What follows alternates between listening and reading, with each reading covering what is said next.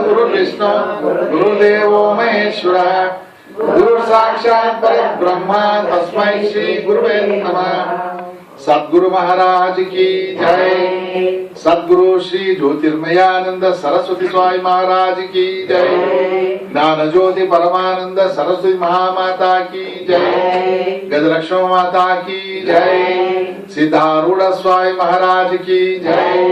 राजाधिराज श्री रामचंद्र महाराज की जय। जय नमः पार्वती पते।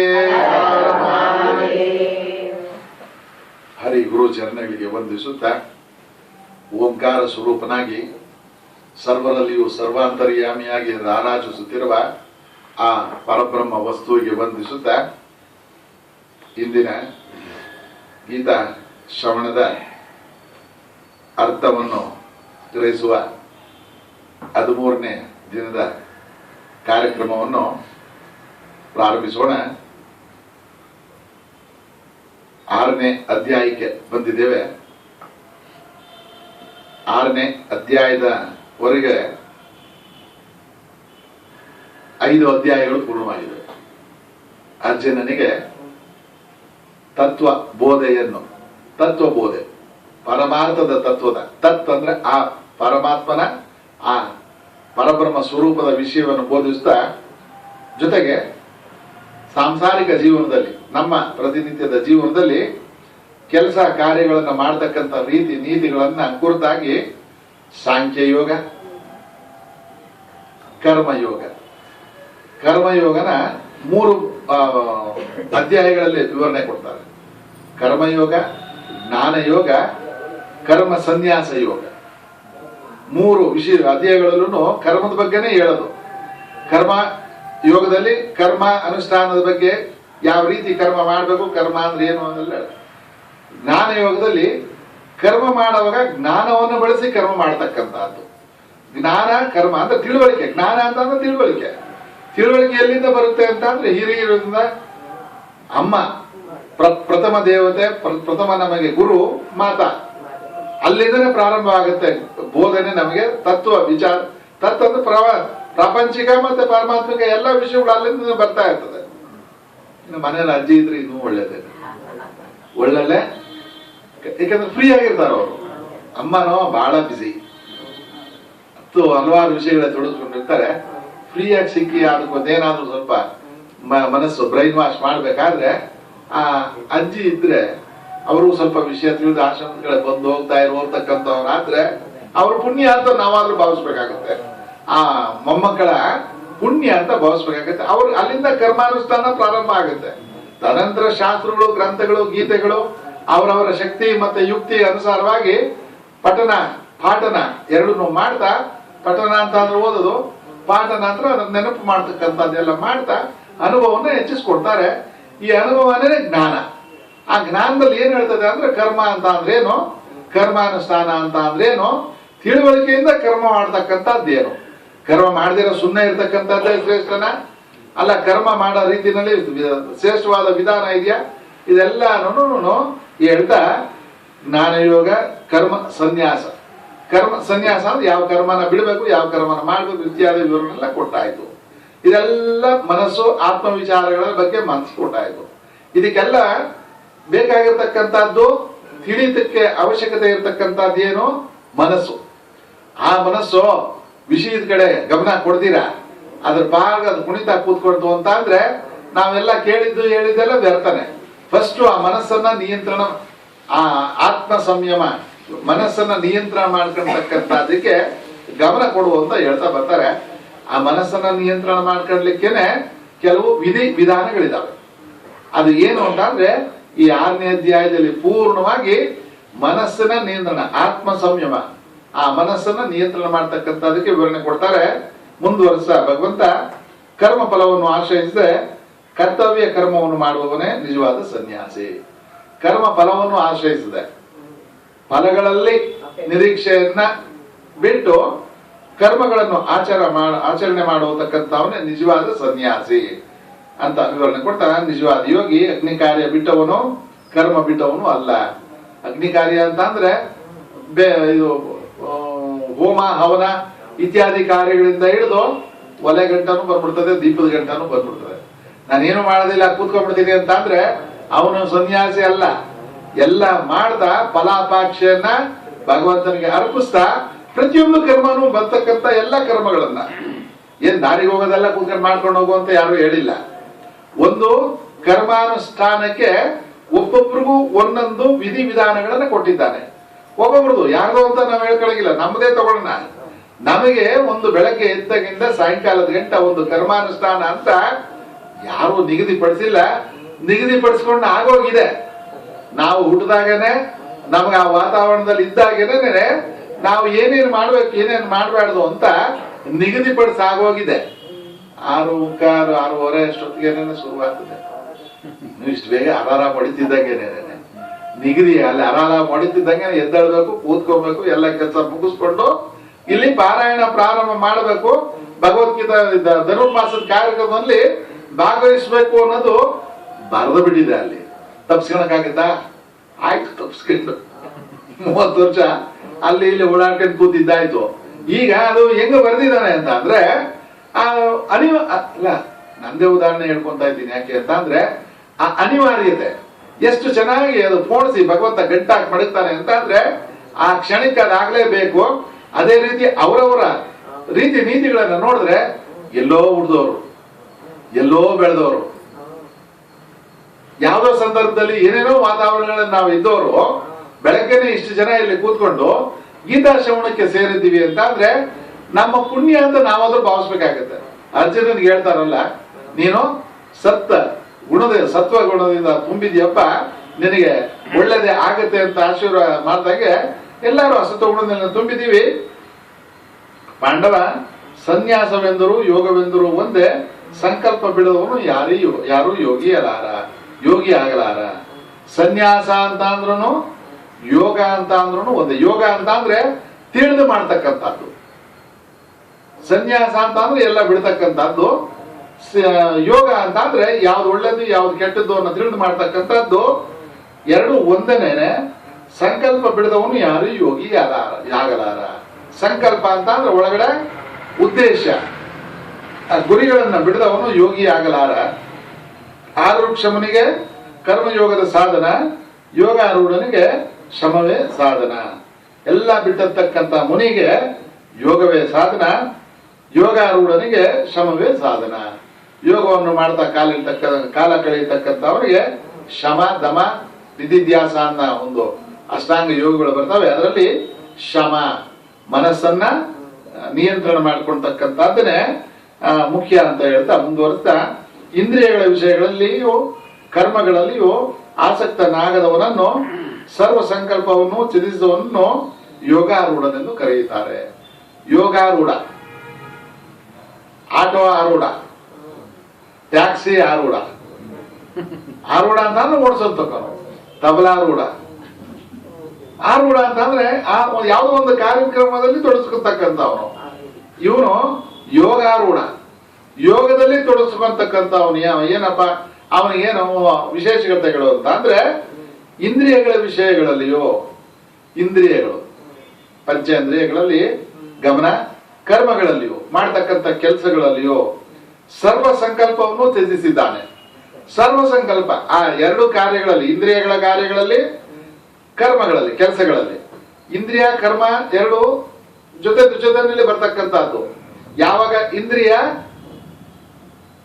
ಪ್ರೇರೇಪಿತವಾಗುತ್ತೆ, ನಡೀತಾ ಇರ್ತದೆ, ಇಲ್ಲಿ ಅಲ್ಲಿ ಆಚೆ ಕಡೆ ಸ್ವಲ್ಪ ಡಿಸ್ಟರ್ಬ್ ಆಯ್ತು, ಹೋಗ್ತಾ ಇರ್ತದೆ ಅಲ್ಲಿ ಬೇರೆ, ಅಲ್ಲಿ ಹಾಕೋತೆ ಇಲ್ಲಿ ಭಗವದ್ಗೀತೆ ಶ್ಲೋಕ ಏನಾಯ್ತು ನೋಡು, ಯಾವ್ದು ಲೈನ್ ಮಿಸ್ ಆಯ್ತು, ತಿರುಗಿ ಎಳ್ಕೊಂಬರ್ತಾ ಇರ್ತದೆ. ಇಂದ್ರಿಯಗಳು ಕರ್ಮ, ಆ ಕರ್ಮಗಳಲ್ಲಿ ಈ ಆಸಕ್ತಿಯನ್ನ ಬಿಟ್ಟು ಸರ್ವ ಸಂಕಲ್ಪ ತ್ಯಜಿಸುವನು ಯೋಗಾರೂಢ. ಅವನು ಯೋಗಾರೂಢ ಅಂತ ಅನ್ಸ್ಕೊಂತಾನೆ. ತನ್ನಿಂದ ತನ್ನನ್ನು ಉದ್ಧರಿಸಿಕೊಳ್ಳಬೇಕು, ತನ್ನನ್ನು ಅಧೋಗತಿಗೆ ಒಯ್ಯಬಾರದು. ಏಕೆಂದ್ರೆ ತನಗೆ ತಾನೇ ಬಂದು ತನಗೆ ತಾನೇ ಶತ್ರು. ಇದೊಂದು ಮಹಾವಾಕ್ಯ ಗೀತೆನಲ್ಲಿ. ಯಾರೋ ಗುರುಗಳ ಹತ್ರ ಹೋದ್ರೆ ಒಂದು ಚೂರು ವಿಭೂತಿ ಇಡ್ತಾರಂತೆ, ತಲೆ ಮೇಲೆ ಕೈ ಇಟ್ರು ಅಂತ ಅಂದ್ರೆ ಮುಗಿದೋಯ್ತು ಅಲ್ಲಿಗೆ ಒಂದು ಕತೆ. ಈ ತರ ಸಾಧನೆಗೋಸ್ಕರ ಕಾಯ್ತಾ ಇದ್ದೀನಿ, ಆ ಗುರುಗಳೆಲ್ಲೂ ಸಿಗ್ಲಿಲ್ವಲ್ಲ ಅಂತ ಉಳ್ಕೋದಲ್ಲ. ಇದು ಭ್ರಮೆ ಅಂತಾರೆ. ಅನೇಕ ಸಂದರ್ಭದಲ್ಲಿ ನಾವು ಊಹಾಪೋಹಗಳಲ್ಲೇನೆ ಕಾಲ ಕಳೀತಾ ಇರ್ತೀವಿ. ಕಥೆಗಳು ಕೇಳಿರ್ತೀವಿ, ಪುರಾಣಗಳು ಕೇಳಿರ್ತೀವಿ, ಅದೇ ಸತ್ಯ ಏನು ಅಂತ. ಅಲ್ಲ, ವಾಸ್ತವಾಂಶವಾಗಿ ಸತ್ಯನೇ ಬೇರೆ ಆಗಿದೆ. ಸತ್ಯಕ್ಕೆ ಏನ್ ಸತ್ಯ ಅನ್ನೋದನ್ನ ಇಲ್ಲಿ ಸ್ಪಷ್ಟವಾಗಿ ಭಗವಂತ ಹೇಳ್ತಾ ಇದ್ದಾನೆ. ನಿನ್ನನ್ನ ನೀನೇ ಉದ್ಧರಿಸ್ಕೊಳ್ಬೇಕು. ಯಾರೋ ಉದ್ಧಾರ ಮಾಡೋದಿಲ್ಲ, ನಮ್ಮ ಉದ್ಧಾರನ ನಾವೇ ಮಾಡ್ಕೊಳ್ಬೇಕು. ಗೀತಾ ಅರ್ಥ ಶ್ರವಣ ಅಥವಾ ಗೀತಾನ ನಾವು ತಿಳ್ಕೊಳ್ಬೇಕು ಅನ್ನೋ ಮನಸ್ಸನ್ನ ಯಾರೋ ಮಾಡೋದಲ್ಲ. ಯಾರೋ ಮಾಡಿದ್ರು ನಾವು ಮಾಡಕ್ ಆಗಲ್ಲ. ಯಾರಾದ್ರೂ ಹೇಳಿದ್ರೆ ಮಾಡ್ತೀವ? ನೋಡೋಣ, ಮಾಡ್ಬೇಕು ಅಂತಿದ್ದೀನಿ, ಬರೋ ವಾರನೋ ಬರೋ ವರ್ಷನೋ ಬರೋ ತಿಂಗಳು, ಈ ಮನೋಭಾವ, ಉದಾಸೀನ, ಅಸಡ್ಡೆ ಹೇಳ್ದಾಗ ನಾವ್ ಮಾಡ್ಬೇಕು ಅನ್ಕೊಂಡ್ರೆ ಹೆಂಗೋ ಮಾಡ್ಬಿಡ್ತೀವಿ. ಇನ್ನೊಬ್ರು ಅದಕ್ಕೆ ಹೇಳಿದ್ರು ಅಂತ ಅಂದ್ರೆ ಅಲ್ಲಿ ಒಂಥರ ಅಲ್ಲಿ ಬೇರೆಗಳ ಬುದ್ಧಿ ಒಳಗಡೆನೆ ಅದು ಚಾಲು ಆಗ್ತಾ ಇರ್ತದೆ. ಇವೆಲ್ಲ ಚೇಷ್ಟೆಗಳು, ಮನಸ್ಸಿನ ಚೇಷ್ಟೆ. ಇದೆಲ್ಲ ಬಿಟ್ಟು ತನ್ನನ್ನ ತಾನು ಉದ್ಧಾರ ಮಾಡ್ಕೊಳ್ಲಿಕ್ಕೆ ಏನ್ ಬೇಕು ಅನ್ನೋದನ್ನ ತಾನು ಮಾಡ್ಕೋಬೇಕು. ತನ್ನನ್ನು ಅಧೋಗತಿಗೆ ಒಯ್ಯಬಾರದು, ಅವನನ್ನ ಅಧೋಗತಿಗೆ ಒಯ್ಯಬಾರದು. ಅಧೋಗತಿ ಅಂತ ಅಂದ್ರೆ ಇದು ಬಹಳ ಕನಿಷ್ಠವಾದಂತ ಸ್ಥಿತಿ. ಯಾವ ರೀತಿ? ಬಾಹ್ಯವಾಗಿ, ಆಂತರಿಕವಾಗಿ ಎರಡರಲ್ಲೂ ಪಾತಾಳಕ್ಕೆ ಹೋಗಿ ಸೇರ್ಕೊಂಬಿಟ್ಟ ಅಂತ ಅಂದ್ರೆ ಎಳಿಬೇಕಾದ್ರೆ ಪಾತಾಳಗಳಿವೆ. ಯಾವ ಪಾತಾಳಗಳಿಲ್ಲ, ಬಾವಿಗಳಿಲ್ವಲ್ಲ, ಪಾತಾಳಗಳಿಗಳು ಸಿಗೋದಿಲ್ಲ. ಹಂಗೆ ಅಧೋಗತಿ. ಆದ್ರೂ ಬೋರ್ವೆಲ್ಗಳ ಬಿದ್ದವ್ರನ್ನ ಎತ್ತಕ್ಕೆ ಏನೇನೋ JCB ಎಲ್ಲ ತೆಗೆದು ಎಳಿತಾರೆ. ಪಾಪ ಸಿಗುವಂತದ್ದು ಬಹಳ ಅಪರೂಪ. ತನ್ನನ್ನು ಅಧೋಗತಿಗೆ ಒಯ್ಯಬಾರದು. ಅಧೋಗತಿಗೆ ಯಾವತ್ತೂ ಒಳಗಡೆ ಬೀಳ್ಬಾರ್ದು, ಬಾವಿ ಒಳಗಡೆ ಬೀಳೋ ರೀತಿನ ಬೀಳ್ಬಾರ್ದು. ಯಾಕೆ ಅಂತ ಅಂದ್ರೆ ತನಗೆ ತಾನೇ ಬಂಧು. ಯಾರು ನಮ್ಮ ಬಂಧುಗಳು ಅಂತ ಅಂದ್ರೆ ನಮಗೆ ನಾವೇ ಬಂಧುಗಳು. ಅಕ್ಕಪಕ್ಕದವ್ರು ಬರ್ತಾರೆ, ಇನ್ಯಾರೋ ನಮ್ಮನ್ನು ಕಾಪಾಡ್ತಾರೆ ಅಂತ ಅಂದ್ರೆ ತಪ್ಪಾಗುತ್ತೆ. ನಮಗೆ ನಾವೇ ಬಂಧುಗಳು. ಮತ್ತೆ ಶತ್ರು ಯಾರು ಅಂತ ಅಂದ್ರೆ ನಮಗೆ ನಾವೇ ಶತ್ರು. ಸರಿಯಾದಂತ ನೀತಿನಲ್ಲಿ ನಮ್ಮ ವ್ಯವಹಾರ ಚಟುವಟಿಕೆಗಳನ್ನ ಇಟ್ಕೊಳ್ದೀರ ಅಧೋಗತಿಗೆ ಹೋಯ್ತಾ ಆ ಮನಸ್ಸನ್ನ ಇಷ್ಟಾಚಾರವಾಗಿ ಬಿಟ್ಕೊಂಡು ಅದು ಹೇಳ್ದಂಗೆಲ್ಲ ಕುಣಿತಾ ಕೂತ್ಕೊಂಡ್ರೆ ಅವನೇ ಶತ್ರು ಆಗ್ಬಿಡ್ತಾನೆ. ನೆನ್ನೆ ಸುಮಾರು ಇಷ್ಟೊತ್ತಲ್ಲೇ ಇರ್ಬೇಕು, ದಾಸಹಳ್ಳಿ ಸರ್ಕಲ್ಲಿ ಮರಳರು ಅಂತ 16-17 ವರ್ಷದ ಹುಡುಗ ಪ್ರಾಣ ಕಳ್ಕೊಂಡು ಬಿದ್ದಿದ್ದಾನೆ. ಯಾಕೆ ಅಂತ ಪ್ರಶ್ನೆ ಹಾಕೊಂಡಾಗ ಅವನಿಗೆ ಹಿನ್ನೆಲೆ ಬರ್ತದೆ. ಎಲ್ಲಾ ಲೆಕ್ಕಾಚಾರ ತಪ್ಪಿ ಬಿಟ್ಟು ವ್ಯವಹಾರ ಮಾಡ್ತಾ ಇದ್ದಂತ ನೀತಿನ ಅನುಸರಿಸಿದ್ರಿಂದ ಅಂತಿಮವಾಗಿ ಆ ಗುರಿ. ಮನೆಗಳ ಹತ್ರ ಗಲಾಟೆ ಮಾಡೋದು, ದುಡ್ಡು ಕಿತ್ಕೊಳ್ಳೋದು, ಕುಡಿಯೋದು, ತಿನ್ನೋದು, ಸಿಕ್ದವ್ರ ಮೇಲೆ ಗಲಾಟೆ ಮಾಡ್ತಾ ಕೂತ್ಕೊಂಡಾಗ ತಲೆ ಕೆಟ್ಟವ್ರು ಯಾರು ಬಿಡ್ತಾರೆ? ಯಾರೋ ಒಬ್ರು ಮನ್ಸಿಗೆ ಬೇಜಾರಾದಾಗ ಅನಂತ ಹಾಗೆ ಹೋಯ್ತು. ಬದುಕಿ ಬಾಳ್ಬೇಕಾದಂತ ವ್ಯಕ್ತಿಯ ಕಟೌಟ್ ಇವತ್ತು ಸರ್ಕಲ್ ಅಲ್ಲಿ ಹಾಕೊಂಡು ಕೂತವ್ರೆ. ಅವ್ರಿಗೆ ಯಾರು ಶತ್ರು? ಯಾರಾದ್ರು ಬಂದು ಕೆಡ್ಸಿದ್ರ? ಇಲ್ಲ. 16 ವರ್ಷಕ್ಕೆ ಇನ್ಯಾರು ಬರ್ತಾರೆ ಕೆಡಿಸ್ಲಿಕ್ಕೆ? ಅವನೇ ಶತ್ರು. ಅವನದು ಉದಾಹರಣೆ ಅಷ್ಟೇ. ನಮ್ದು ಅಷ್ಟೇನೇನೆ. ನಮ್ಮನ್ನ ನಾವು, ನಮ್ಮ ಮನಸ್ಸನ್ನ ನಾವು, ನಮ್ಮ ಇಂದ್ರಿಯಗಳನ್ನ ನಾವು ನಿಯಂತ್ರಣ ಮಾಡ್ಕೊಂಡಿರ ಸ್ವೇಚ್ಛಾಚಾರವಾಗಿ ಅದು ಅತಿ ಆಯ್ತು. ನಮ್ಮವೇನು ಸುಮ್ಮನೆ ಇರ್ತಾವ? ಅದು ಸಾಕಷ್ಟು ಅಲ್ಲಿಗಾಟ ವೈದಾಟಗಳನ್ನ ಮಾಡ್ಲಿಕ್ಕೆ ಪ್ರಾರಂಭ ಮಾಡ್ತದೆ. ಆದ್ರೆ ಈ ಸತ್ಸಂಗದಲ್ಲಿ ಇದ್ದಾಗ ಗೀತಾ ಶ್ರವಣ ಇತ್ಯಾದಿಗಳನ್ನ ನಾವು ಅದಕ್ಕೆ ಸ್ವಲ್ಪ ಬಣ್ಣ ಹಚ್ಚುತ್ತಾ ಬಂದಾಗ ಖಂಡಿತ ಅದು ಬದಲಾವಣೆ ಆಗ್ತದೆ. ತನ್ನನ್ನು ತಾನು ಜಯಿಸಿಕೊಂಡಿರುವವನು ತನಗೆ ತಾನೇ ಬಂದು ಯಾರು ಅವನು ಜಯಿಸಿಕೊಂಡಿದ್ದಾನೆ ಅವನಿಗೆ ಅವನೇ ಬಂಧು ಆಗ್ತಾನೆ. ಅಜಿತೇಂದ್ರಿಯನಿಗೆ ತನ್ನ ಮನಸ್ಸೇ ಶತ್ರುವಿನಂತೆ ದ್ವೇಷದಲ್ಲಿ ವರ್ತಿಸುತ್ತದೆ. ಇಂದ್ರಿಯಗಳ ನಿಯಂತ್ರಣ ಇಲ್ಲದವನಿಗೆ ಅವನ ಇಂದ್ರಿಯಗಳನ್ನೇ ಶತ್ರುಗಳ ತರ ವರ್ತಿಸ್ತವೆ. ಏನು ಬೇಡಪ್ಪ, ಡಯಾಬಿಟಿಕ್ ಡಾಕ್ಟರ್ ಹೇಳಿರ್ತಾರೆ ನಿಯಂತ್ರಣದಲ್ಲಿಡು ನಾಲಿಗೆನ ಅಂತ. ಬಿಟ್ಟು ಬೇಕಾಬಿಟ್ಟು ತಿನ್ಕೊಂಡು ಕೂತ್ಕೊಂಡ್ರೆ ಯಾರೋ ಬರ್ತಾರ ನಮ್ಮನ್ನ ಕೆಡಿಸ್ಲಿಕ್ಕೆ? ಅಲ್ಲಿ 300-400ಕ್ಕೆ ರೈಸ್ ಮಾಡಿ ಬ್ಲಡ್ ಶುಗರ್ ರೈಸ್ ಮಾಡ್ಲಿಕ್ಕೆ ಯಾರೋ ಬರಲ್ಲ. ನಮಗ್ ನಾವೇನೆ ನಮ್ಮ ಇಂದ್ರಿಯ ಚಾಪಲ್ಯಕ್ಕೆ ಒಳಗಾಗಿ, ಆ ನಾಲಿಗೆಗೆ ಚಾಪಲ್ಯಕ್ಕೆ ಒಳಗಾಗಿ ನಮಗ್ ನಾವೇ ಶತ್ರುಗಳು ಮಾಡ್ಕೊಂತೀವಿ. ಶತ್ರುವಿನಂತೆ ದ್ವೇಷದಲ್ಲಿ ವರ್ತಿಸುತ್ತವೆ ಇಂದ್ರಿಯಗಳು.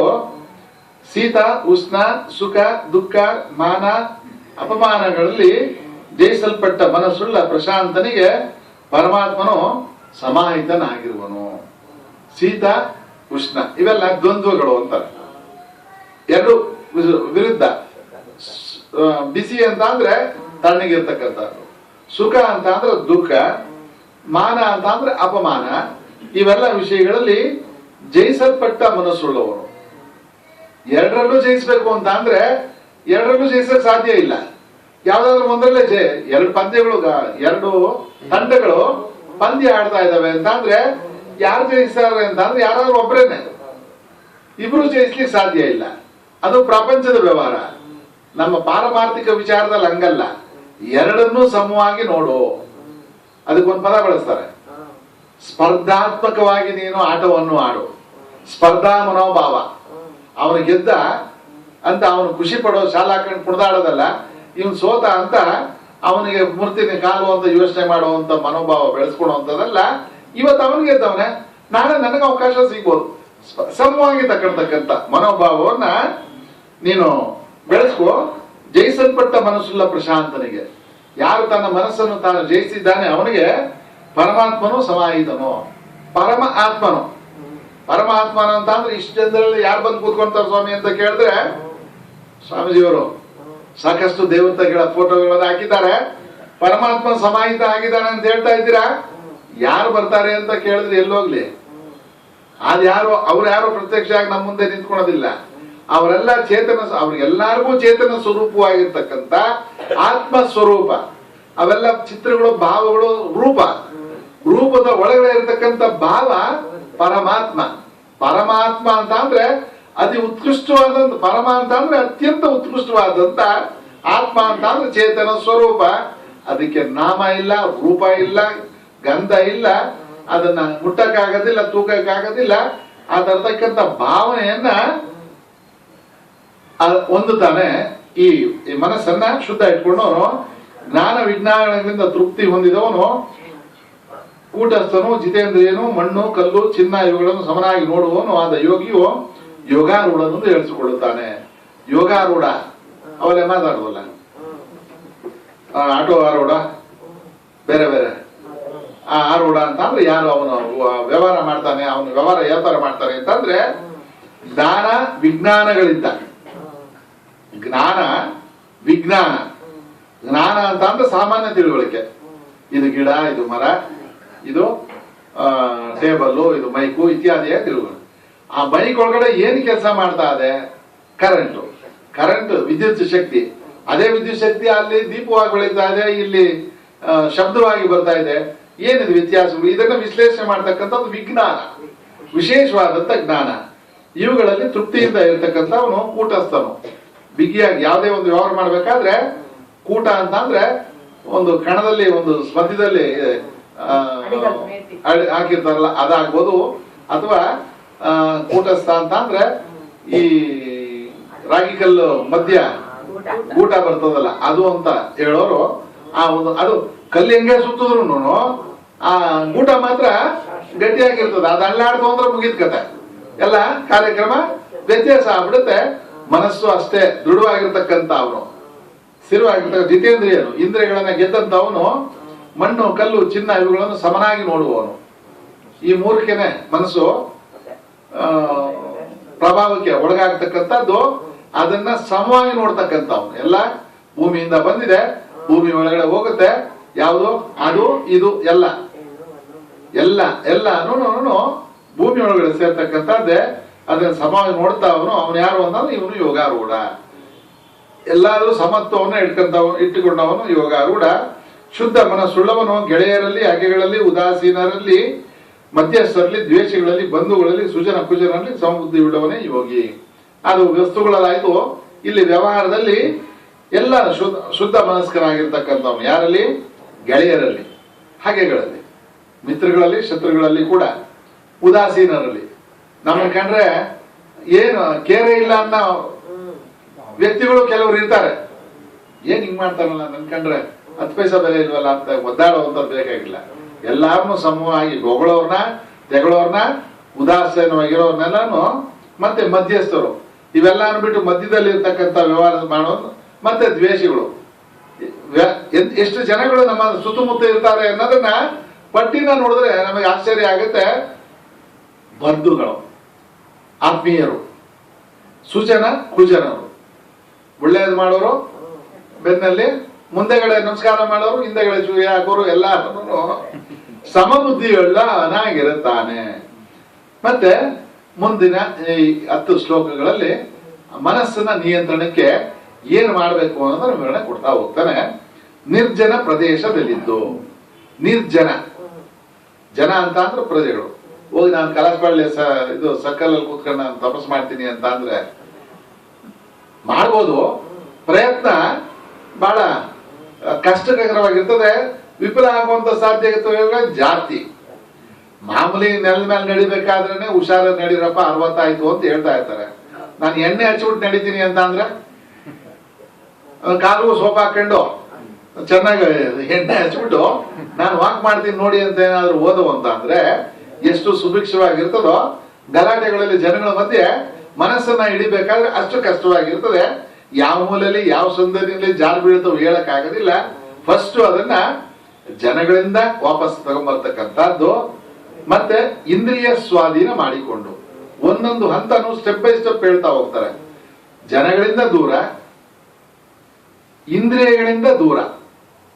ಏನಕ್ಕಿದು ಮಾಡ್ತಾ ಇರೋದು? ಭಗವದ್ಗೀತೆ ಕೈಗೆ ಎತ್ಕೊಂಡಿದ್ದಕ್ಕಲ್ಲ, ನನ್ನ ಮನಸ್ಸನ್ನು ನಾನು ನಿಯಂತ್ರಣ ಮಾಡ. ಯೋಗಿ ಆಗ್ಬೇಕಾದ್ರೆ ಮನಸ್ಸನ್ನು ನಿಯಂತ್ರಣ ಮಾಡು ಅಂತ ಹೇಳ್ದ. ಅದು ಹೆಂಗೆ ಅಂತ ವಿವರಣೆ ಕೊಡ್ತಾ ಇದ್ದಾರೆ. ಇಂದ್ರಿಯಗಳನ್ನು ಸ್ವಾಧೀನ ಮಾಡಿಕೋ, ಆಶಾ ರಹಿತನಾಗಿ. ಅಲ್ಲಿ ಆಶಾ ಗೋಪುರಗಳನ್ನು ಕಟ್ಕೊಂಡು ಗಾಳಿಪಟೆಗಳನ್ನ ಆಸ್ತಾ ಕೂತ್ಕೊಂಡ್ರೆ ಮನಸ್ಸು ಕಂಟ್ರೋಲ್ ಬರೋದಿಲ್ಲ. ಇವತ್ತು ಕೂತಿದ್ದೀನಿ, ಒಂದು 15 ದಿವಸದಲ್ಲಿ ನನಗೆ ಮನಸ್ಸನ್ನ ನಿಯಂತ್ರಣ, ಜ್ಞಾನ, ಯೋಗ, ಪರಮಾತ್ಮನ ಸ್ಥಿತಿ ಎಲ್ಲ ಆಗ್ಬಿಡ್ಬೋದಾ? ಬೇಡ. 20 ದಿವಸಕ್ಕೆ ಇವೆಲ್ಲ ಆಸೆಗಳನ್ನ ಇಟ್ಕೊಂಡು ಕೂತ್ಕೊಂಡು ಬೇಡ. ಆಗಬೇಕಾದಂತ ಕಾಲದಲ್ಲಿ ಹಾಗೆ ಆಗತ್ತೆ. ಅದಕ್ಕೆ ಪರಮಾತ್ಮನ ಗುರುಗಳ ಅನುಗ್ರಹ ಬೇಕು ಅನ್ನೋದನ್ನ ಚಿಂತನೆ ಮಾಡ್ತಾ ಯಾವಾಗಲೂ ಮನಸ್ಸನ್ನು ಯೋಗದಲ್ಲಿಡು, ಮನಸ್ಸನ್ನ ಪರಮಾತ್ಮನಲ್ಲಿ ಇಡು. ಶುಚಿಯಾದ ಪ್ರದೇಶದಲ್ಲಿ, ಶುಚಿಯಾದ ಪ್ರದೇಶದಲ್ಲಿ ಒಂದೇ ಒಂದು ಮುಂದೆಗಡೆ BCC ವ್ಯಾನ್ ಹೋಗ್ತಿದ್ರೆ ನಮ್ಗೆ ಹಿಂದೆಗಡೆ ವಾಹನದಲ್ಲೋ ಅಥವಾ ಜೊತೆನಲ್ಲೋ ಅಥವಾ ಇನ್ಯಾವುದೋ ಗಾಡಿ BTS ಬಸ್ಸಲ್ಲೂ ನಾವು ಓದ್ತಾ ಇರ್ಬೇಕಾದ್ರೆ ಎಷ್ಟೊಂದು ಹಿಂಸೆ ಆಗುತ್ತೆ. ಏನೋ ಡ್ರೈವರ್ ನಮ್ಮ ಮಾತು ಕೇಳೋಂಗಿದ್ರೆ, ಇಲ್ಲ ಮುಂದಕ್ಕಾದ್ರೂ ನಡೆಯ, ಇಲ್ಲ ಅವನು ಬಿಟ್ಬಿಡು, ಒಂದ್ ಸ್ವಲ್ಪ ಹೊತ್ತು ನಿಂತ್ಕೋ, ಒಂದ್ ಅಷ್ಟೊತ್ತು ಆದ್ಮೇಲೆ ಬಾ, ಸುಮ್ನೆ ನನಗೆ ಯಾಕೆ ಹಿಂಸೆ ಹಿಡಿದ್ಯಾ ಅಂತ ಬಾಧೆ ಮಾಡುವಂತ ಕಾರ್ಯಕ್ರಮಗಳು ಬರ್ತವೆ. ಆದ್ರಿಂದ ವಾತಾವರಣ ಶುಚಿ. ಅಲ್ಲೇನು ಯಾವ್ದು ಬಂದು ನಮ್ಗೆ ಚುಸ್ಲಿಲ್ಲ, ಅದ್ರ ಪಾಡಿಗೆ ಆವ್ಯಾನ ಹೋಗ್ತಾ ಇರ್ತದೆ, ನಮ್ಮ ಪಾಡಿಗೆ ನಾವಿದ್ದೀವಿ. ಈ ಇಂದ್ರಿಯ ಗಲಾಟೆ ತಡೆಯಕ್ಕಾಗದ ಇರೋಷ್ಟು ನಮಗೆಲ್ಲಿ ಪ್ರಚೋದನೆ ಬರ್ತಾ ಇರ್ತದೆ. ಆದ್ರಿಂದ ಶುಚಿತ್ವ ಬೇಕು. ಶುಚಿತ್ವ ಬಾಹ್ಯವಾಗಿ ಮಾತ್ರವಲ್ಲ, ಆಂತರಿಕವಾಗಿ ಕೂಡ ಶುಚಿತ್ವ ಆಗಿದ್ದು, ಅತಿ ಎತ್ತರವೂ ಇಲ್ಲದೆ ಅತಿ ತಗ್ಗೂ ಇಲ್ಲದೆ. ಕೆಲವು ಸತಿ ಇದೊಂದು ಭ್ರಾಂತಿ ಇದೆ. ಬೆಟ್ಟ ಗುಡ್ಡಗಳನ್ನ ಹತ್ತಿ ದೇವಸ್ಥಾನಗಳು ನೋಡಿ, ಯಾವುದೇ ಬೆಟ್ಟ ನೋಡಿದ್ರು ಅಲ್ಲೊಂದು ದೇವರು, ಯಾವುದೇ ಒಂದು ಚಿಕ್ಕ ಗುಡ್ಡ ನೋಡಿದ್ರು, ಬೆಟ್ಟ ನೋಡಿದ್ರು ಅಲ್ಲೊಂದು ಚಿಕ್ಕ ದೇವಸ್ಥಾನ ಹಾಕಿ ಒಂದು ಫ್ಲಾಗ್ ಹಾಕಿ, ಆ ಪೂಜಾರಿಗೆ ಏನ್ ಪನಿಷ್ಮೆಂಟ್ ಪಾಪ ಅಂತ ಅನ್ಸುತ್ತೆ. ಅಷ್ಟು ದೂರ ಪಾಪ ಹತ್ತಿ ಇಳಿಬೇಕು, ಹೋಗೋರು ಹತ್ತಿದ್ರೆ ಪರವಾಗಿಲ್ಲ, ಲಾಭ ಇಲ್ಲ ಅಂತ ಅಂದ್ರೆ ಬೇಡ, ಅವನು ಶ್ರಮನೇ ಆಗತ್ತೆ. ಅದೆಲ್ಲ ಅತಿ ಎತ್ತರನು ಬೇಡ, ಇಲ್ಲ ನಾನು ಪಾತಾಳ ಗುಹೆ ಒಳಗಡೆ ಕೂತ್ಕೊತೀನಿ ಅನ್ನೋದು ಬೇಡ, ಅತಿ ತಗ್ಗು ಬೇಡ. ಬಟ್ಟೆ, ಕುಶ, ಚರ್ಮ ಇವುಗಳನ್ನು ಒಂದರ ಮೇಲೆ ಒಂದು ಹಾಕಿಕೊಂಡು, ಬಟ್ಟೆ, ಕುಶ, ಚರ್ಮ ಹಿಂದೆ ಹೇಳ್ತಿದ್ರು. ಇವಾಗ ಈ ಪದನೆಲ್ಲ ನಾವು ಸ್ವಲ್ಪ ಸೆನ್ಸಾರ್ ಮಾಡ್ಕೊಬೇಕಾಗುತ್ತೆ. ಚರ್ಮನ ಗೀತೆಯಲ್ಲಿ ಹೇಳಿದ್ರೆ ಚರ್ಮದಾಗ ಚಿಕ್ಕ ಚರ್ಮನೋ ಒಂದೊಂದು ಚರ್ಮಕ್ಕೂ ಒಂದೊಂದು ಪ್ರಭಾವ ಇದೆ ಅಂತ ಹೇಳ್ತಾರೆ. ತಗೊಂಡು ನಾನು ಯೋಗ ಮಾಡ್ತೀನಿ ಅಂದ್ರೆ ಒಳಗೆ ಹಾಕ್ಬಿಡ್ತಾರೆ. ಚರ್ಮನ ಮುಟ್ಟ ಕಾಡುಪಾರ ಈ ಉದ್ದೇಶಗಳು ಹೇಳಿ ಆ ಪ್ರಾಣಿಗಳನ್ನ ಹಿಂಸೆ ಇಟ್ರು ಅಂತ ಹೇಳಿ ಒಂದು ಸರ್ಕಾರ ಆದೇಶ ಮಾಡಿದೆ. ಪ್ರಾಣಿಗಳನ್ನ ಹಿಂಸಿಸಬೇಡಿ, ಹಿಂಸೆ ಚರ್ಮ ತೆಗಿಬೇಕಾಗುತ್ತೆ, ಜೀವ ತೆಗಿಲೇಬೇಕಾಗುತ್ತೆ, ಹಿಂಸೆ ಮಾಡಬೇಡಿ ಅಂತ ಹೇಳಿದ್ರಿಂದ ಅದ್ರ ಬದಲು ಮೆತ್ತಗಿರೋ ಬಟ್ಟೆನ ಹಾಕೊಂಡು ಒಂದರ ಮೇಲೆ ಒಂದು ಹಾಕಿಕೊಂಡು ಅಲ್ಲಿ ಏನಕ್ಕೆ ಅದನ್ನ ಹೇಳಿದ್ದಾರೆ ಅಂತಂದ್ರೆ, ಕೂತ್ಕೊಂಡಾಗ ಅಲ್ಲಿ ಈ ಕಾಲಿನ ಗಂಟುಗಳಿಗೆ ಒತ್ತಡ ಬಿದ್ದಿದೆ, ನಾವು ಮನಸ್ಸಲ್ಲಿ ಏಕಾಗ್ರತೆ ಮಾಡ್ತೀನಿ ಅಂತ ಕೂತ್ಕೊಂಡಾಗ ಅದು ಕುಯ್ಯೋ ಮರೋ ಅಂತ ಗಲಾಟೆ ಶುರು ಮಾಡ್ತು ಅಂದ್ರೆ ನಾವು ಎಲ್ಲಿ ಮನಸ್ಸನ್ನ ಹಿಡ್ಕೊಂಡ್ ಬರೋದು? ಅದ್ಯಾಕೋ ಅಲ್ಲಿ ನೋಯ್ತದ, ಕಾಲ್ ಚೇಂಜ್ ಮಾಡೋಣ, ಇವಾಗ ಬೇಡ, 5 ನಿಮಿಷ ಆಗಿದೆ, ಈಗಲೇ ಚೇಂಜ್ ಮಾಡ್ತೀಯ, ಇನ್ನೊಂದ್ ಸ್ವಲ್ಪ ಹೊತ್ತು ಹೋಗು. ಈ ಗಲಾಟೆಗಳಲ್ಲೇನೆ ಹೊಡೆದಾಟ ನಡೀತಾ ಇರ್ತದೆ.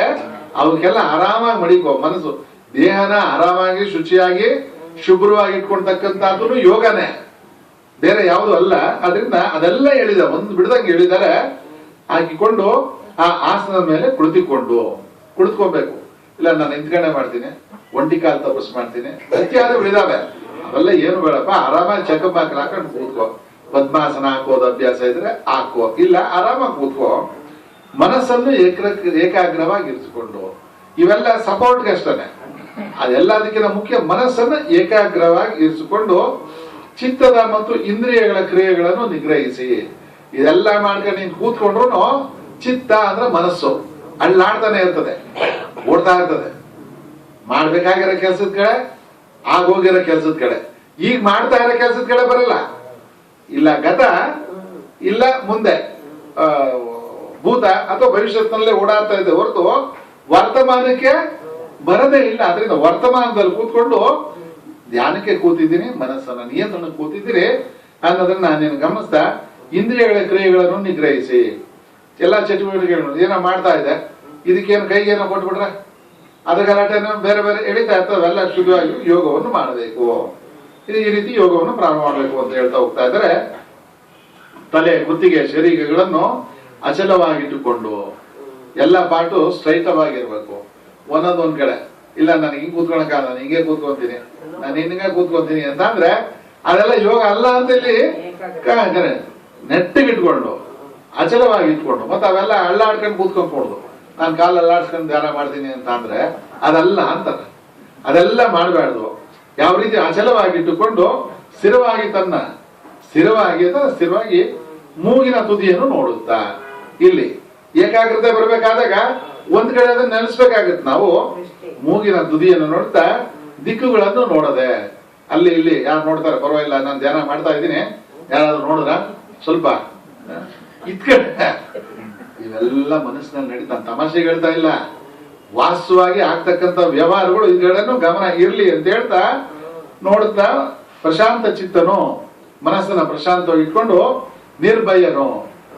ಯಾವುದೇ ರೀತಿ ಭಯ ಬೇಕಾಗಿಲ್ಲ. ಯಾರು ಏನ್ ಅನ್ಕೊಂಡ್ರು, ಭಗವಂತ ಏನ್ ಅನ್ಕೊಂಡೋ, ಯಾವತ್ತು ಬರ್ತಾನೋ, ಬಸ್ ಸಿಕ್ತೋ ಇಲ್ಲೋ, ಟ್ರಾಫಿಕ್ ಜಾಮ್ ನ ಸಿಗಾಕೊಂಡ್ಬಿಟ್ಟಿದ್ದಾರೋ ಏನೋ, ಇವೆಲ್ಲ ಏನು ಯೋಚನೆ ಬೇಡ. ನೀನು ಬ್ರಹ್ಮಚಾರಿ ವ್ರತದಲ್ಲಿದ್ದು, ಬ್ರಹ್ಮಚಾರಿ ಅಂತ ಅಂದ್ರೆ ಒಂದೇ ಅರ್ಥಕ್ಕೆ ನಾವು ಬಯಸ್ಕೊಳೋದಲ್ಲ. ಬ್ರಹ್ಮ ಅಂತ ಅಂದ್ರೆ ಆ ಪರಬ್ರಹ್ಮ ವಸ್ತುವಿನಲ್ಲಿ, ಆ ಚರ ಅಂತ ಅಂದ್ರೆ ನಡೆಯತಕ್ಕಂಥದ್ದು. ಬ್ರಹ್ಮದ ವಿಷಯದಲ್ಲಿ ಚರ ಅಂತ ಅಂದ್ರೆ ನಡಿ, ಚರ ಅಚರ ವಸ್ತುಗಳು ಅಂತ. ಚರ ಅಂತ ಅಂದ್ರೆ ಓಡಾಡ್ತಕ್ಕಂಥವು, ಬಸ್ಸು, ಕಾರು, ಇವೆಲ್ಲ ಮನುಷ್ಯ, ಇವೆಲ್ಲ. ಅಚರ ಅಂತ ಅಂದ್ರೆ ಈಗ ಮರ ಇದೆ, ಅಚರ. ಅದು ಇಲ್ಲ ನಾನು ಚರ ಮಾಡಿಸ್ತೀನಿ ಅಂತ ಹೊಡೆದು ಆ ತರ ಈ ಮನಸ್ಸನ್ನ ಸ್ಥಿರವಾಗಿಟ್ಕೊಂಡು ಮನಸ್ಸನ್ನು ಸಂಯಮ ಮಾಡಿಕೊಂಡು ಮನಸ್ಸನ್ನ ಗಟ್ಟಿಯಾಗಿ ಸಂಯಮ ಚಿತ್ತ ಉಳ್ಳವನಾಗಿ ನಾನೇ ಪರಮ ಪುರುಷಾರ್ಥವೆಂದು ಭಾವಿಸಿ ಧ್ಯಾನಿಸಬೇಕು. ಪರಮ ಪುರುಷಾರ್ಥ ಯಾರು ಅಂತ ಅಂದ್ರೆ ಬೇರೆ ಯಾರು ಅಲ್ಲ, ಹೃದಯದ ಅಂತರಾಳದಲ್ಲಿರ್ತಕ್ಕಂಥ ಗುಹೆಯಲ್ಲಿ, ಯಾವುದೋ ಗುಹೆ ಅಲ್ಲ, ಹೃದಯಾಂತರಾಳದಲ್ಲಿರ್ತಕ್ಕಂಥ ಗುಹೆಯಲ್ಲಿರುವ ಪರಮಾತ್ಮನೇ ನಾನು. ಆ ಚೇತನ ಅರಿವು ಅಂತಾರೆ, ತಿಳುವಳಿಕೆ ಅಂತಾರೆ. ಎಲ್ಲಾ ವಿಷಯಗಳನ್ನ ಆಗು ಹೋಗುಗಳನ್ನ ಒಂದು ವಸ್ತು ಗಮನಿಸ್ತಾ ಇದೆ. ಆ ಚೇತನ ಸ್ವರೂಪ ನಾನು. ಈ ಕೈ, ಕಾಲು, ಮೂಗು, ಬಣ್ಣ, ಕನ್ನಡಿಗಗಳಲ್ಲ, ಒಳಗಡೆ ಇದನ್ನೆಲ್ಲ ನೋಡ್ತಕ್ಕಂಥವನು ನಾನಾಗಿದ್ದೀನಿ. ಹೀಗೆ ಯಾವಾಗ ಮನಸ್ಸನ್ನು ನಿಗ್ರಹಿಸಿದ ಯೋಗಿಯು ಶಾಂತಿ ಸ್ವರೂಪ ಪರಮ ನಿರ್ವಾಣ ಪಡೆದುಕೊಳ್ಳುತ್ತಾನೆ. ಹೀಗೆ ಯಾವಾಗಲೂ ಮನಸ್ಸನ್ನು ಒಂದ್ ದಿವಸ ಅಲ್ಲ, 5 ನಿಮಿಷ ಅಲ್ಲ, ಪ್ರತಿದಿನ ಅಭ್ಯಾಸ ಮಾಡ್ತಕ್ಕಂಥ ಮನಸ್ಸಿನ ಯೋಗಿಯ ಮನಸ್ಸು ಶಾಂತ ಸ್ವರೂಪ ಪಡೀತದೆ. ಧ್ಯಾನ ಮಾಡಿದವರ ಮನಸ್ಸನ್ನ, ವ್ಯವಹಾರನ ಎಲ್ಲೋ ನಾವು ಕನ್ನಡಿ ಇಟ್ಟು ಅಳಿಬೇಕಾಗಿಲ್ಲ. ಮುಖ ನೋಡ್ತಿದ್ದಂಗೆನೆ ಅವರೆಷ್ಟು ಆಳವಾಗಿ ಅದ್ರಲ್ಲಿ ತೊಡಗಿಸ್ಕೊತಾ ಇದ್ದಾರೆ ಅನ್ನೋದು ಮುಖ ಚರ್ಯನಲ್ಲೇ ಗೊತ್ತಾಗುತ್ತೆ. ಪರಮ ನಿರ್ವಾಣವನ್ನು ಪಡಿತಾರೆ. ಬಾಹ್ಯದಲ್ಲಿ ಇದಾದ್ರೆ ಒಳಗಡೆ ಮನಸ್ಸಿನ ಏಕಾಗ್ರತೆಯನ್ನು ಅವರು ಪಡಿತಾರೆ. ಅರ್ಜುನ, ಇದಕ್ಕೆಲ್ಲ ಸ್ವಲ್ಪ ನಿಯಂತ್ರಣಗಳು ಬೇಕು. ಮಿತಿ ಮೀರಿ ತಿನ್ನುವವರೆಗೂ ಏನೂ ತಿನ್ನದವನಿಗೂ ಆಹಾರದ ಮೇಲೆ ನಿಗಾ ಇರಬೇಕು. ಜಾಸ್ತಿ ಆದ್ರೂ ಮನಸ್ಸು ಅಳ್ಳಾಡ್ತಾ ಇರ್ತದೆ, ನಿದ್ದೆ ಬಂದ್ಬಿಡ್ತಾರೆ. ಸ್ವಾಮೀಜಿಯವರೊಳವರು ಹಿಂದೆ ಯೋಗಗಳಲ್ಲಿ ಆ ನಿದ್ದೆನ ನಿಯಂತ್ರಣ ಮಾಡ್ಕೊಳಕ್ಕೆ ಹೆಂಗ್ ಮಾಡ್ತೀವಿ, ಶಿಕೆಗಳು ಬಿಡ್ತಿದ್ರಲ್ಲ ಹಿಂದೆ. ಇವಾಗಿಲ್ಲ ಜುಟ್ಟು ಕಟ್ಟನ ಅಂತ ಅವ್ನು ಕೈ ಸಿಗಲ್ಲ. ಅದು ಆ ಹಿಂದೆ ಎಲ್ಲ ಜುಟ್ಟು ಬಿಡ್ತಿದ್ರಲ್ಲ, ಆ ಶಿಕೆಗೆ ಒಂದ್ ದಾರ ಹಾಕಿ ಎಲ್ಲ ಮರದಲ್ಲೇ ಕೂತ್ಕೊಂಡು ತಪಸ್ ಮಾಡ್ತಿದ್ದೆ. ಇದು ಆ ಒಂದು ದಾರ ಹಾಕಿ ಆ ಕೊಂಬೆ ಕಟ್ಟಿ ತಪಸ್ಸು ಕೂತ್ಕೊಳೋರು. ಬೈ ಚಾನ್ಸ್ ಏನಾದ್ರು ಮನಸ್ಸು ಏನಾದ್ರು ಈ ನಿದ್ದೆಗೆ ಒಳಗಾಗಿ ಹಿಂಗಂತೂ ಅಂದ್ರೆ ಎಚ್ಚರಿಕೆ ಆಗ್ತದೆ, ಪಟ್ ಅಂತ ಎಳ್ದಂಗ ಆಗುತ್ತೆ ಅನ್ನೋ ರೀತಿಯಿಂದ ಮಾಡ್ತಿದ್ರು ಅಂತ ಹೇಳ್ತಾರೆ. ಏನು ತಿಂತಾ ಇದ್ರು ಕಷ್ಟ. ಅಲ್ಲಿ ಬೊಂಬ ಹೊಡೆಯಕ್ಕೆ ಶುರುವಾಯ್ತು ಅಂತಂದ್ರೆ ಎಲ್ಲಿ ಧ್ಯಾನ? ಯಾವ ಬೇಡ. ನಿದ್ರಿಸುವವನಿಗೂ ಅತಿಯಾಗಿ ನಿದ್ರಿಸುವವನಿಗೂ ಅತಿಯಾಗಿ ಎಚ್ಚುತ್ತಿರುವವನಿಗೂ. ನಾನು ಧ್ಯಾನ ಮಾಡ್ತೀನಿ ಅಂತ ರಾತ್ರಿ ಆಗ್ಲೂ ಕೂತ್ಕೊಂಡು ಮಾಡಿದ್ರು ಸಿದ್ಧಿ ಇಲ್ಲ. ಬರೇ ನಿದ್ದೆ ಮಾಡ್ಕೊಂಡು ಕೂತ್ಕೊಂಡ್ರು ಸಿದ್ಧಿ ಸಿಗೋದಿಲ್ಲ. ಯೋಗವು ಸಿದ್ಧಿಸುವುದಿಲ್ಲ. ಆದ್ರಿಂದ ಆಹಾರ ವಿಹಾರಗಳಲ್ಲಿ, ಕರ್ಮಗಳಲ್ಲಿ, ನಿದ್ದೆ ಎಚ್ಚರಗಳಲ್ಲಿ ಮಿತನಾಗಿರುವವನಿಗೆ ಯೋಗವು ದುಃಖ ನಾಶಕವಾಗಿರುತ್ತದೆ. ಇವುಗಳೆಲ್ಲ ಇತಿಮಿತಿಗಳಲ್ಲಿರ್ತಕ್ಕಂಥವನ ಆಹಾರ ವಿಹಾರ ಓಡಾಟದಲ್ಲಿ, ನಿದ್ದೆ ಎಚ್ಚರಗಳಲ್ಲಿ, ವಿಹಾರ. ಯಾವುದೋ ಒಂದು ರಾತ್ರಿ ಮಲಿಕಣವಾಗ ಕ್ರೈಮ್ ನ್ಯೂಸ್ ನೋಡ್ಬಿಟ್ಟು ಮಲಿಕೊಂಡು ಬೆಳಗ್ಗೆ ಧ್ಯಾನಕ್ಕೆ ಕೂತ್ಕೊಂಡಾಗ ಮನಸ್ಸಿನ ಏಕಾಗ್ರತೆ ತುಂಬಾ ಅದೇ ಬರ್ತಾ ಇರ್ತದೆ. ಅವನ್ ಯಾಕೆ ಹಂಗ್ ಮಾಡ್ದ, ಇದು ಯಾಕೆ ಹಂಗಾಯ್ತು, ಅಲ್ಲಿ ಅದು ಧಾರಾವಾಹಿಗಳ ತರ ಬಂದ್ಬಿಟ್ರೆ ಮುಂದಿನ ಭಾಗ ನಾಳೆ ತೋರಿಸ್ತೀವಿ ಅಂತ ಇಟ್ಬಿಟ್ಟ ಅಂತ ಅಂದ್ರೆ ಇವನು ಇದ್ದಿದ್ದು ಕೆಟ್ಟ, ಇವನ್ನೇ ಲೆಕ್ಕಾಚಾರ ಶುರು ಆಗ್ಬಿಡ್ತದೆ. ಅದರಿಂದ ವಿಹಾರಗಳಲ್ಲಿ ಅವೆಲ್ಲ ನಿಯಂತ್ರಣ ಇರಲಿ. ನಿದ್ದೆ ಅತಿನೂ ಬೇಡ, ಕನಿಷ್ಠನೂ ಬೇಡ. ಎಚ್ಚರ ಮಿತಿಗಳಲ್ಲಿ ಯೋಗವು ದುಃಖ ನಾಶಕವಾಗಿರುತ್ತದೆ.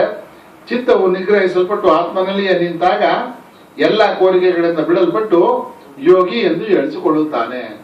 ಯಾವನ ಮನಸ್ಸು ಆತ್ಮನಲ್ಲಿ ನೆಲೆಗೊಳ್ಳುತ್ತದೆ, ಯಾವನ ಮನಸ್ಸು ಪರಮಾತ್ಮನ ಸ್ಥಿತಿಯನ್ನೇ ಚಿಂತಿಸ್ತಾ ಇರ್ತದೆ, ಅವನು ಎಲ್ಲ ಕೋರಿಕೆಗಳಿಂದ ಬಿಡಲ್ಪಟ್ಟು ಅವನಿಗೆ ಇದು ನಿಂತೋಗ್ತದೆ. ಬೇಕು ಇದು ಅಂದ್ರೆ ಬೇಕು ಅಂತ, ಬೇರೆ ಅರ್ಥ, ಟೇಬಲ್ ಕೆಳಗಡೆ ಅರ್ಥ ಅಲ್ಲ. ಬೇಕು ಅನ್ನೋ ಕೋರಿಕೆಗಳಿಂದ ಬಿಡಲ್ಪಟ್ಟು ಯೋಗಿ ಎಂದು ಹೇಳಿಸಿಕೊಳ್ಳುತ್ತಾನೆ. ಯಾವಾಗ ಅದು ಬೇಕು ಇದು ಬೇಕು, ಇದಾಗಬೇಕಾಗಿತ್ತು ಅದೇ ಆಗ್ಬೇಕಾಗಿತ್ತು ಅನ್ನೋ ಕೋರಿಕೆಗಳು ಬಿಡ್ತಾನೆ, ಅವನು ಯಾರು ಅಂತ ಯೋಗಿ ಆಗ್ತಾನೆ ಅಂತ ಹೇಳ್ತಾರೆ. ಮುಂದಿನ ಶ್ಲೋಕನ ನಾಳೆ ಮುಂದುವರ್ಸೋಣ. ಓಂ ಮಂಗಳಂ ಗುರುದೇವಾಯ ಮಹನೀಯ ಗುಣಾತೆ ಸರ್ವಲೋಕ ಶರಣ್ಯಾಯ ಸಾಧುರೂಪಾಯ ಮಂಗಳಂ. ಮಂಗಳಂ ಶ್ರೀ ಕುರುಕ್ಷೇತ್ರೇ ರಣಕ್ಷೋಣಿ ವಿಹಾರಿಣಿ ಪಾರ್ಥಸಾರಥಿ ರೂಪಾಯ ಗೀತಾಚಾರ್ಯಾಯ ಮಂಗಳಂ. श्री कृष्ण भगवान की जय, सद्गुरु महाराज की जय, राजाधिराज श्री रामचंद्र महाराज की जय. जय हर नमः पार्वती पते.